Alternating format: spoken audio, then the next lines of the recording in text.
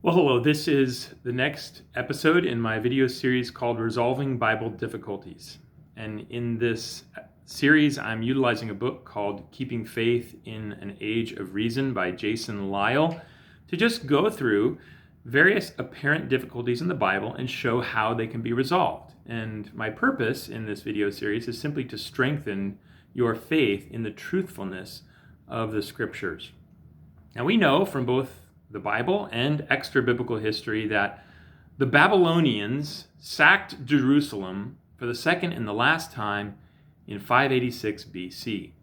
And that during this event, they destroyed the temple in Jerusalem, burning it to the ground. Now, in 2 Kings 25, 8 through 9, and in Jeremiah 52, 12 through 13, we have parallel accounts of that event, the destruction of the Jerusalem temple by the Babylonians. But there is one small difference between the two accounts. I want to just read both accounts for you. In 2 Kings 25, 8 through 9, it says, "In the 5th month, on the 7th day of the month, that was the 19th year of King Nebuchadnezzar, king of Babylon, Nebuzaradan, the captain of the bodyguard, a servant of the king of Babylon, came to Jerusalem.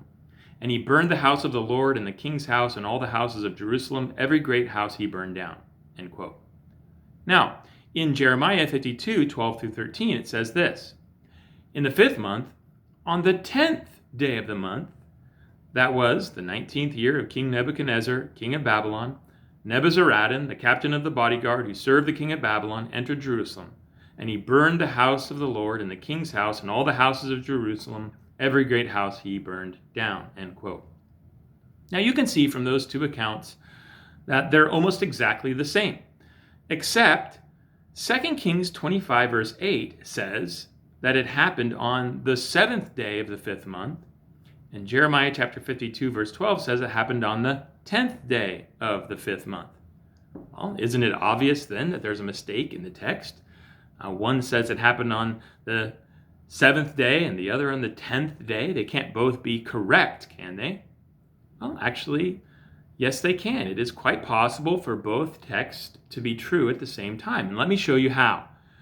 We know from the preceding context in each of those two passages, so from Jeremiah 52 verse 9 and 2 Kings 25 verse 6, that Nebuzaradan was actually in the town of Riblah before coming to Jerusalem.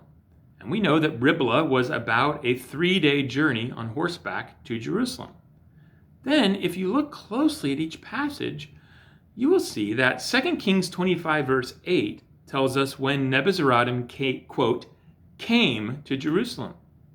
Whereas Jeremiah 52 verse 12 tells us when he, quote, entered Jerusalem. Now, this difference in the translation reflects the fact that it's quite possible that 2 Kings 25:8 is telling us when Nebuzaradan left for Jerusalem, when he came to Jerusalem. And that would be the 7th day of the 5th month. Whereas Jeremiah 52:12 is telling us when he entered Jerusalem upon arriving there 3 days later, that is, on the 10th day of the 5th month. And there you see how both texts could be true. One is telling us when he left Riblah, and one is telling us when he entered Jerusalem, hence the 3-day gap between them.